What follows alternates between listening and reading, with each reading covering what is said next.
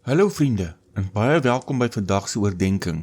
Ons leef in 'n wêreld waar deur spoed, kitsresultate en onmiddellike bevrediging gedryf word. Wanneer dinge in ons eie lewens egter stadig verloop, voel ons dikwels mismoedig of selfs vergete.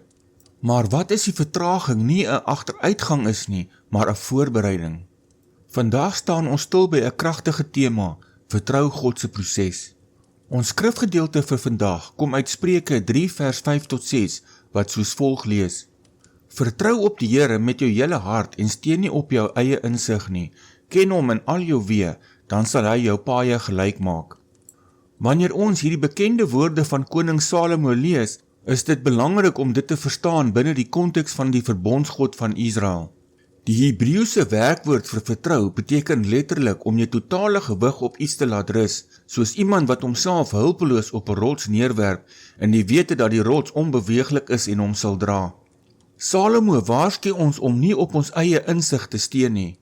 In die geskiedenis van Israel het menslike planne telkens tot ineenstorting gelei, sodra die volk hulle eie verstand bo God se wet gestel het. God se proses is nie 'n moderne sielkundige selfhelpprogram nie. Dit is 'n soewereine, doelbewuste wyse waarop die Here sy raadsplan deur die eeue heen uitwerk.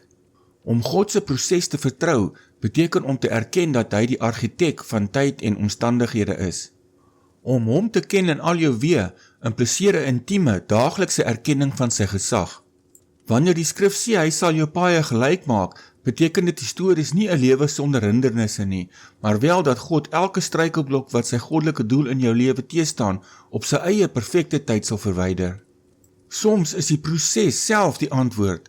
Dit is die noodsaaklike vorming van jou karakter, sodat jy volwasse genoeg is om die seëninge te dra wanneer jy uiteindelik by jou bestemming aankom.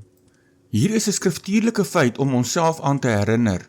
God se karakter en sy historiese betroubaarheid verander nooit nie.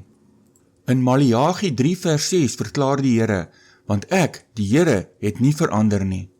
Omdat hy onveranderlik is in sy wese, is die proses waarin hy jou vandag lei, gerig deur dieselfde onwrikbare getrouheid waarmee hy Abraham, Josef en die vroeë kerk gelei het. Die God wat toe getrou was, is vandag nog net so getrou. Kom ons bid saam. Hemelse Vader, ons buig voor U as die almagtige God van die geskiedenis. Vergewe ons waar ons so dikwels ongeduldig raak en op ons eie beperkte insig wil steun. Skenk ons vandag die genade en die geloof om ons totale gewig op U beloftes te werp. Ons erken U in al ons weë en vertrou U hand in elke seisoen van ons lewe.